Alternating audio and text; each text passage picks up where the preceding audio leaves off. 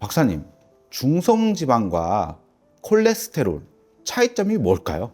이상 지질혈증 때문에 물어보시는 것 같은데요. 고지혈증 이야기하는 겁니다. 고지혈증을 이야기할 때 중성지방과 콜레스테롤을 빼놓고 이야기할 수 없는데 2022년도 한국 자료를 보면요, 20세 이상의 성인 중 40.2%가 고지혈증이 있다고 합니다. 이렇게 많은 사람들이 고지혈증을 앓고 있다고 라고 할 정도로 흔한 질환이고, 20세 이상 성인들이 연령을 먹음에 따라 유병률도 점점 증가합니다. 보통 남성은 47.4%가 이상지질혈증, 여성은 33%가 이상지질혈증을 앓고 있다고 이야기하는데, 폐경기가 오고 난 이후에는 남자와 비슷한 수준인 45%대로 올라오고 있습니다. 고지혈증이 당장에는 특별한 증상이 없다고 해서 관리를 전혀 안 하시는 경우가 많은데, 장기적으로 보면 건강에 매우 좋지 않기 때문에 미리미리 조심하시는 게 좋습니다.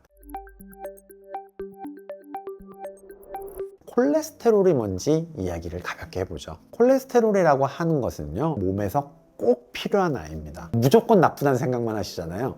그렇지 않아요. 세포의 막을 만드는 데 사용을 하고요, 호르몬을 만들 때 반드시 필요하고, 비타민 D를 합성할 때도 사용이 되는 중요한 지질 성분입니다. 종류에는 LDL과 HDL로 구분을 하고 있는 거고요. LDL은 흔히 나쁜 콜레스테롤이라고 부르는 저밀도 리포 단백질, 혈관벽에 쌓이기 때문에 몸에 아프다고 인식을 하고 있는 거고, HDL은 고밀도 리포 단백질, 혈관에서는 콜레스테롤을 좀 제거해주고 간으로 운반시키는 역할을 하는 두 가지로 이야기하고 있습니다. 중성지방은요, 에너지원으로 사용되는 지방의 일종을 이야기합니다. 안 먹으면 살 빠지시죠? 지방을 태워서 에너지원으로 사용하는 거거든요. 중성지방은 어떻게 생기는 걸까요? 섭취하는 음식을 통해서 그 음식이 소화되고 남으면 저장을 해주게 됩니다. 중성지방은 특별한 일을 한다기보다는 미래의 먹거리를 저장하는 역할, 창고 같은 역할을 한다고 보시면 됩니다.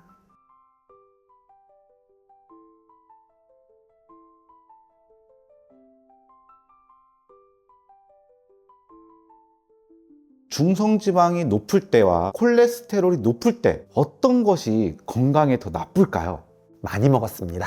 일단 중성지방이 많이 쌓입니다. 많이 먹을수록 중성지방이 많이 쌓이고 뚱뚱해질 가능성이 높아지는 거고요. 매일 섭취한 칼로리 중에 쓰고 남은 게 있으면 무조건 저장이 되기 때문에 중성지방이 높다는 것은 너무 많이 먹어, 비만이야 라고 이야기를 하는 겁니다. 그런데 콜레스테롤은 중성지방과는 조금 다릅니다. 중성지방은 많이 먹기만 하면, 움직이지 않으면 쌓인다는 것과 다르게, 콜레스테롤은 식사 섭취를 통해서 만들어지는 부분이 30%, 70%는 꼭 필요한 지질 성분이기 때문에 간에서 직접 만들어내는 건데요. 그렇기 때문에 콜레스테롤은 내가 딱히 잘못한 게 많지 않은데도 불구하고 조금 높은 수치가 나올 수 있습니다. 30%는 음식에서 오기 때문에 여러분들이 식사를 굉장히 잘 조절하면 괜찮아질 수도 있습니다. 식이섬유는 콜레스테롤의 흡수를 억제하는 식의 반응을 하니까 채소나 과일을 많이 먹는 것도 도움이 될 수도 있고요. 중성지방이 많이 쌓인다는 것은 많이 먹었다는 뜻이고, 뭔가 안 좋은 것을 많이 먹었으면 콜레스테롤 수치도 같이 높아질 수도 있는데, 뭐가 더 나쁜지는 사실 구분하기 조금 어렵습니다. 중성지방 수치가 높다면요, 비만, 대사증후군, 제2형 당뇨병 등의 위험이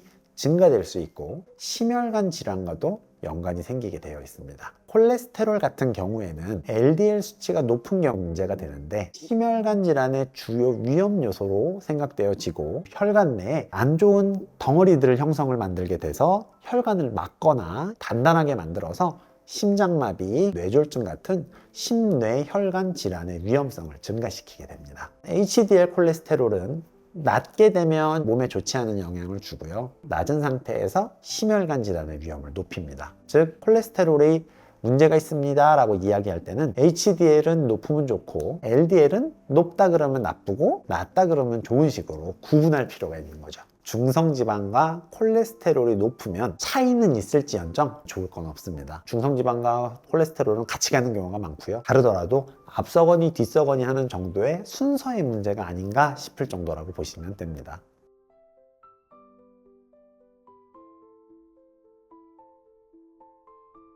콜레스테롤이 높을 때 피해야 하는 음식 낮추려면 어떻게 해야 할까요?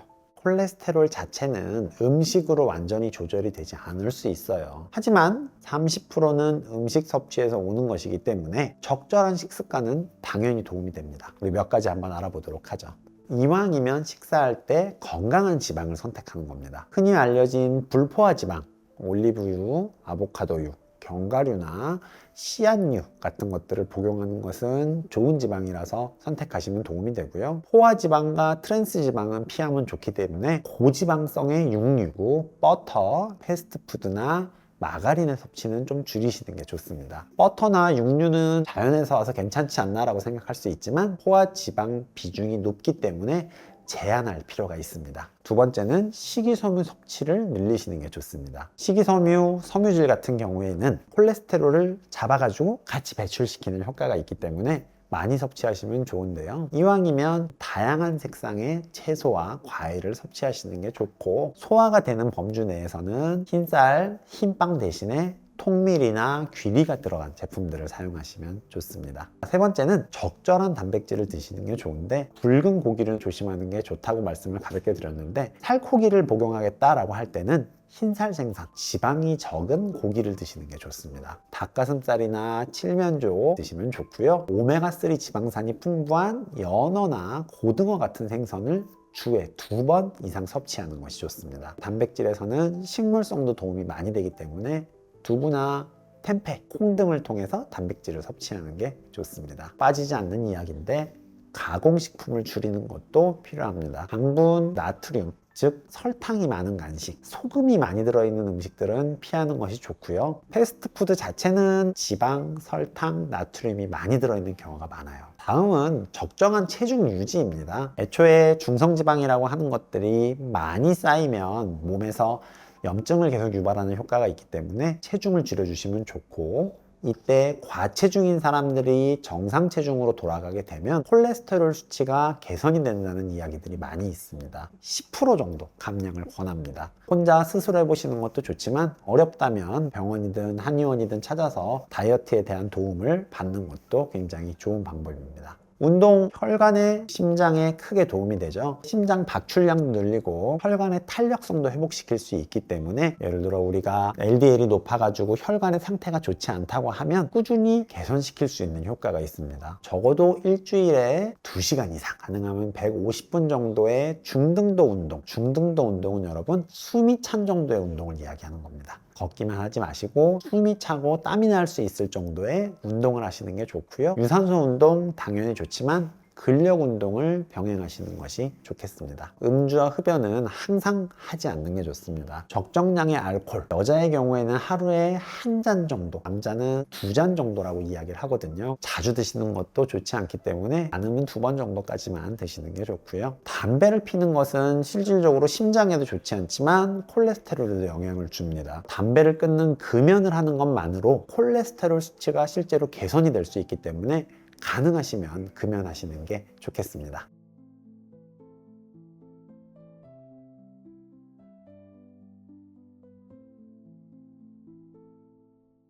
오늘 중성지방과 콜레스테롤에 대해서 알아보았습니다. 알려드린 것들 잘 지켜서 건강한 몸 유지하셨으면 좋겠습니다. 오늘 내용도 여러분의 건강에 도움이 되었으면 좋겠습니다. 건나물TV였습니다. 감사합니다.